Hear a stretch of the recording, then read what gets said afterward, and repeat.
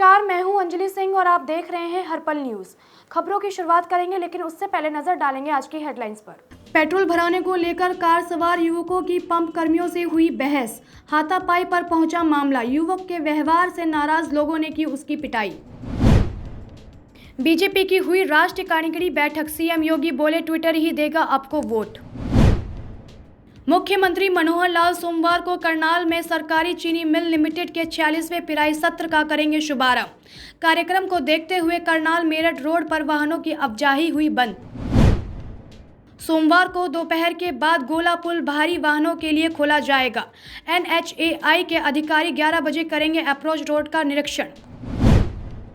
राज्य स्थापना दिवस पर गर्तांग गली की सैर होगी निःशुल्क। जिला अधिकारी ने जारी किए निर्देश। राज्य स्थापना दिवस पर हुआ ऐलान। पेट्रोल भराने को लेकर कार सवार युवकों की पंप कर्मियों से बहस हो गई। मामला हाथापाई तक पहुंच गया। वहीं युवक ने हॉकी स्टिक से एक पंप कर्मी का पांव तोड़ दिया। पुलिस के पहुंचने पर मामला शांत हुआ। शनिवार देर शाम GMOU लिमिटेड के पेट्रोल पंप 4 युवकों ने कार में 400 रुपये का पेट्रोल भरवाया। इनमें से एक युवक ने आरोप लगाया कि कार में पेट्रोल कम भरा है। इससे दोनों पक्षों में बहस होने लगी। आरोप है कि युवक ने पंप कर्मियों को गाली देनी शुरू कर दी। भीड़ में से जब किसी ने झगड़े की वजह से पूछी तो युवक ने उसे भी अपशब्द कह दिए। इससे भीड़ के सब्र का बांध टूट गया, जिसके बाद लोगों ने युवक की जमकर पिटाई कर डाली। मार खाने के बाद भी युवक गाली देता रहा।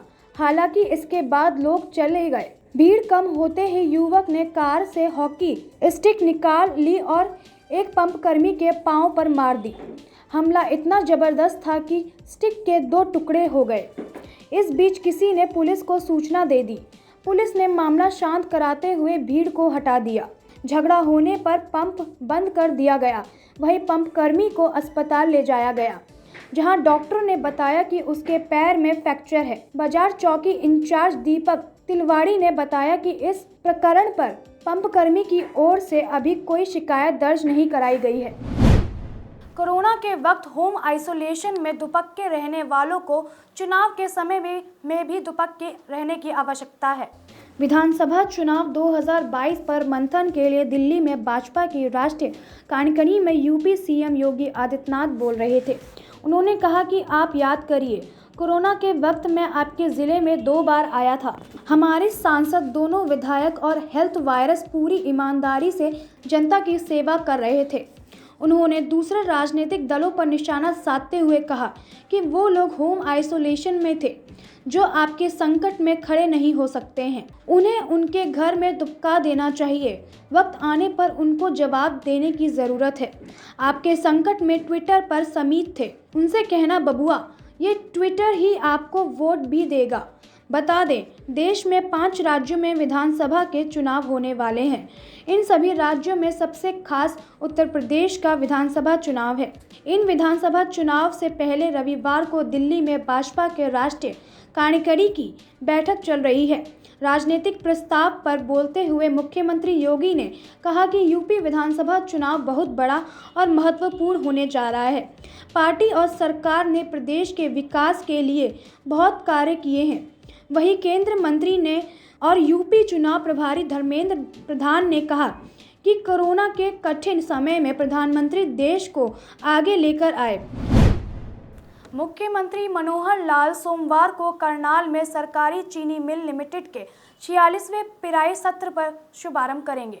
साथ ही 3500 TCD चीनी संयंत्र का 5000 TCD का विस्तार, आयोग आधुनिकीकरण, विस्तारीकरण और चीनी रिफाइनरी के साथ साथ 18 मेगावाट की वृद्धित सह उत्पादन क्षमता का उद्घाटन करके किसानों को समर्पित करेंगे। इस कार्य पर करीब 263 करोड़ रुपए की राशि खर्च हुई है। सीएम मनोहर लाल के कार्यक्रम का देखते हुए करनाल मेरठ रोड पर वाहनों की आवाजाही बंद कर दी गई है। वहीं मिल में लोगों की एंट्री के लिए गेट और पंडाल के बाहर चेकिंग के बाद ही प्रवेश होने दिया जा रहा है।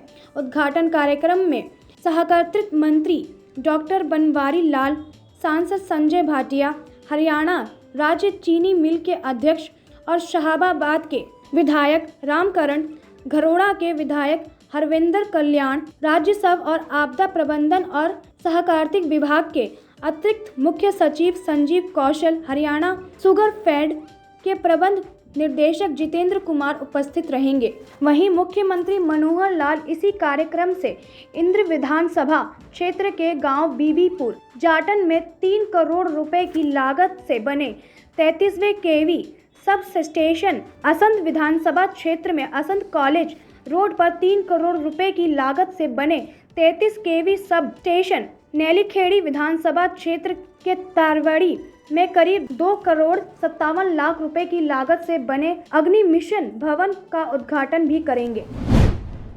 सोमवार दोपहर बाद गोला पुल भारी वाहनों के लिए खोल दिया जाएगा। NSHIA के अधिकारी 11 बजे अप्रोच रोड का निरीक्षण करेंगे।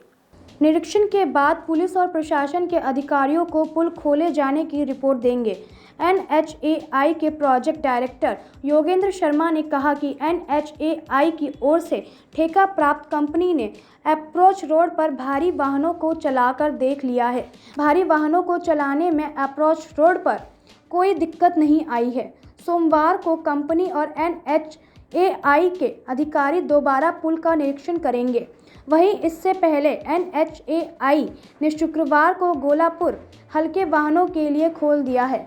इसकी सूचना DM धीरराज सिंह गर्याप्त ने जारी की है। उधर चुनावी वर्ष होने के कारण भाजपाई क्षेत्रीय लेने का कोई मौका नहीं छोड़ना चाहते हैं। शनिवार को केंद्र रक्षा और पर्यटन राज्य मंत्री अजय भट्ट सहित भाजपा का पूरा अमला पुल का शुभारंभ करने के लिए पहुंच गया है। बता दें, सुबह अजय भट्ट ने गोला पुल में यातायात का शुभारंभ किया। उन्होंने पिछले दोनों गोला पुल का निरीक्षण किया और राष्ट्रीय राजमार्ग के अधिकारियों को मौके पर गोला पुल में यातायात 6 नवंबर तक अनिवार्य रूप से चालू करने के निर्देश दिए थे। इसी क्रम में शनिवार को गोला पुल हल्के वाहनों के लिए खोल दिया गया था।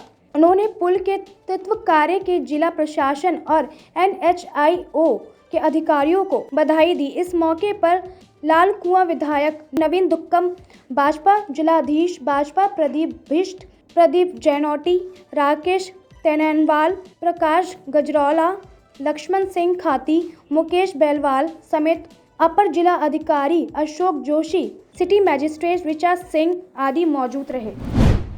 राज्य स्थापना दिवस पर गणतंत्र गली के सैर निःशुल्क होगी। इस संबंध में जिला अधिकारी ने निर्देश जारी किए हैं। जनपद में एक सप्ताह तक स्वच्छता अभियान सहित खेल गतिविधियों और सांस्कृतिक कार्यक्रम में भी आयोजित किए जाएंगे। राज्य स्थापना महोत्सव की तैयारियों के संबंध में जिला अधिकारी मयूर दक्षिण ने विभिन्न विभागों के अधिकारियों की बैठक ली। बैठक में राज्य स्थापना दिवस पर गणतंत्र गली में निःशुल्क सैर का निर्णय लिया गया।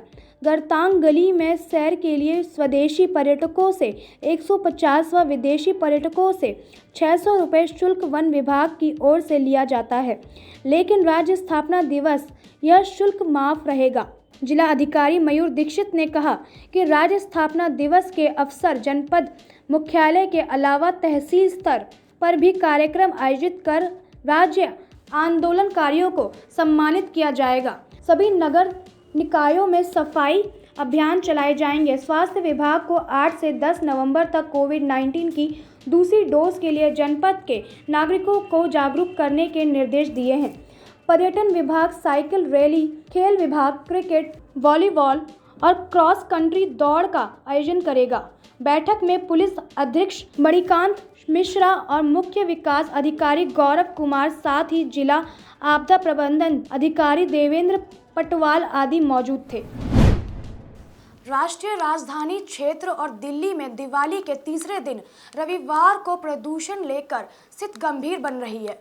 दिल्ली में रविवार को वायु गुणवत्ता सूचकांक 428 रहा। वहीं गाजियाबाद देश का दूसरा प्रदूषित शहर बना। एक दिन पहले यह देश के प्रदूषित शहरों में पहले नंबर पर था। रविवार को हरियाणा की जिद को खतरनाक हवा के साथ देश का सबसे प्रदूषित शहर दर्ज किया गया। सफर इंडिया के मुताबिक अभी 2 दिन राहत के आसार नहीं हैं। बता दें कि दिल्ली में शनिवार से 24 घंटे में औसत वायु गुणवत्ता सूचकांक में 9 अंकों की कमी के साथ AQI गंभीर श्रेणी में बना हुआ है। दूसरी तरफ NCR के फरीदाबाद और ग्रेटर नोएडा में प्रदूषण की स्थिति में मामूली सुधार के बाद यह बेहद खराब श्रेणी में पहुंच गया है। हवा की गुणवत्ता गंभीर से लेकर बहुत ही खराब श्रेणी में बनी रही है। सफर के मुताबिक रविवार को पड़ोसी राज्य में पराली जलाने 4179 घटनाएं दर्ज की गई हैं। दिल्ली के प्रदूषण में इसका हिस्सा 48% रहा है। इस सीजन में पराली के प्रदूषण का यह सबसे अधिक हिस्सा है। सफर का कहना है कि उत्तर पश्चिम दिशा की ओर से चलने वाली तेज हवाओं के कारण पराली का धुआं तेजी से दिल्ली की हवा में घुलकर इसे जहरीली बना रहा है। शनिवार से 24 घंटे में हवा में PM10 का स्तर 423 और PM2.5 का स्तर 282 माइक्रोग्राम प्रति घन मीटर रहा। PM10 का स्तर बहुत ही खराब और PM2.5 का स्तर गंभीर श्रेणी में बना हुआ है। केंद्रीय प्रदूषण नियंत्रण बोर्ड के मुताबिक शनिवार को दिल्ली का AQI 437 था। NCR के 2 शहरों में हवा को लेकर स्थिति में हल्का सुधार हुआ है। फरीदाबाद का AQI 372 और ग्रेटर नोएडा का 365 रहा। लोक आस्था महापर्व की शुरुआत सोमवार से होगी। व्यक्ति नहाए खाए 4 दिनों के इस पर्व को शुरू करेंगे। मंगलवार को व्रत के दूसरे दिन सियासी रोटी का प्रसाद ग्रहण कर निर्जला उपवास शुरू करेंगे और अगले अस्तांचल होते भगवान भास्कर को अर्घ्य देंगे। सोमवार को व्रत नहाए खाए के दौरान चावल, चने की दाल और लौकी की सब्जी खाकर व्रत को शुरू करने के साथ दूसरे दिन खरना की तैयारी भी शुरू करेंगे। भगवान भास्कर के 4 दिनों के इस अनुष्ठान को लेकर राजधानी के कई इलाके गुलजार हो गए हैं। स्वच्छता के माहौल में पूर्वांचल बहुल्य क्षेत्र पूरी तरह से छठमय के हो गए हैं। कॉलोनी ही नहीं, अपार्टमेंट्स, फ्लैट्स में रहने वाले पूर्वांचलीय के घरों में छठी मैया के गीतों से भक्ति का बयार बहने लगी है। वैसे पर्व की शुरुआत भले ही आज हो रही हो, लेकिन दिल्ली में इस मामले पर कई दिन पहले सियासत चल रही है। कोविड की वजह से इस बार भी घरों के छत, बालकनी, पार्क में ही नदी का घाट बनेगा। दरअसल यह पर्व बहुत ही पानी के स्रोत वाले घाट पर करने की परंपरा है, लेकिन इस बार भी यमुना घाट पर पर्व मनाने की इजाज़त नहीं मिलने की वजह से घरों के छत पर ही इस पर्व को मनाने की तैयारी है। इसके साथ ही पार्क और छोटे छोटे सीमेंट तालाब में भी पानी जमाव करके भी अपार्टमेंट सोसाइटी आवासीय परिसर में भी बनाए गए हैं। वृत्ति बुधवार की शाम को पहुंचकर पानी में सूप लेकर खड़ी होंगी, अस्तांचल सूर्य को अर्घ्य देंगी और बृहस्पतिवार को उगते सूर्य को अर्घ्य देंगे। वहीं दिल्ली के कई इलाकों में लोग छठ घाट पर नहीं पहुंचने की स्थिति में घरों की छतों पर हौज बनाकर उसमें पानी भरकर छोटे छोटे समूह में छठ पूजा करने की तैयारी में हैं। कई इलाकों में छतों को भी केले के पत्ते से खास तौर पर सजाया जा रहा है। प्लास्टिक और रबर के बैंड हौजनुमा ट्यूब में भी इस मकसद से बाजार में खूब बिक रहे हैं। आधुनिक कॉलोनी में रहने वाले और कई अपार्टमेंट्स में रहने वाले लोगों की छत की उपलब्धता नहीं होने पर गलियारों व घरों के बाहर ही पूजा अर्चना करेंगे। बॉलीवुड सुपरस्टार शाहरुख खान के बेटे आर्यन खान रविवार को नैर्कोटिक कंट्रोल ब्यूरो SIT ने तलब किया था, लेकिन मामूली बुखार के चलते आर्यन खान SIT के समक्ष पेश नहीं हो सके। वहीं अब आर्यन खान के बाद की SIT ने मुंबई क्रूज जहाज छापेमारी मामले की गवाह प्रभाकर सैल को सोमवार को एजेंसी सामने पेश होने के लिए समन भेजा है। NCB की विजिलेंस टीम का नेतृत्व कर रहे NCB के उप महानिदेशक ज्ञानेश्वर सिंह सोमवार सुबह दिल्ली हाईवे अड्डे से मुंबई के लिए रवाना हो गए। गवाह प्रभाकर सैल को आज मामले में कथित अदायगी मामले में अपना बयान दर्ज करने के लिए तलब किया है। इससे पहले जांच एजेंसी ने 30 अक्टूबर को प्रभाकर सैल को अपना बयान दर्ज कराने के लिए टीम के सामने पेश होने का कहा था, लेकिन वह एजेंसी की समक्ष पेश नहीं हुआ। दरअसल ड्रग्स ऑन क्रूज मामले में नैर्कोटिक कंट्रोल ब्यूरो के जोनल निदेशक समीर वानखेड़े के खिलाफ आरोपों की जांच के लिए एक विशेषज्ञ जांच दल का गठन किया गया था। इससे पहले एजेंसी ने आर्यन के दोस्त और सह आरोपी अरबाज मर्चेंट और अजीत कुमार को भी पूछताछ के लिए तलब किया। इस सिलसिले में दोनों रविवार को एनसीबी कार्यालय पहुंचे। सूत्रों के मुताबिक 6 मामलों की एनसीबी एसआईटी जांच कर रही है। इस सभी आरोपियों को पूछताछ के लिए बुलाया गया है। वहीं शाहरुख के बेटे को एनसीबी एसआईटी पूछताछ के लिए किसी और तारीख पर बुला सकती है। ड्रग्स केस के नाम सामने के बाद आर्यन खान ने मुंबई के अर्थ रोड जेल में 28 दिन काटे थे। आर्यन खान को 3 अक्टूबर को मुंबई से गोवा जा रहे क्रूज जहाज पर चल रही ड्रग्स पार्टी के मामले में एनसीबी की ओर से छापेमारी के बाद गिरफ्तार किया था। मामले में आर्यन की 4 बार याचिका खारिज की गई थी, जिसके बाद आर्यन खान ने बम्बई हाईकोर्ट का रुख किया था, जहां से उन्हें आखिरकार जमानत मिल गई।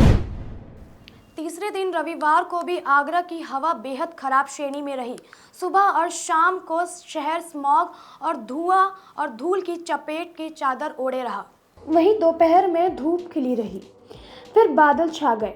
एयर क्लैरिटी इंडेक्स 418 के खतरनाक स्तर पर पहुंचने से जहां एक तरफ दमा रोगियों से लेकर बुजुर्गों और बच्चों की सांस फूलती रही, वहीं दूसरी तरफ नोटिस के बाद भी खुदाई और निर्माण के कार्यों से धूल के गुबार उड़ते रहे।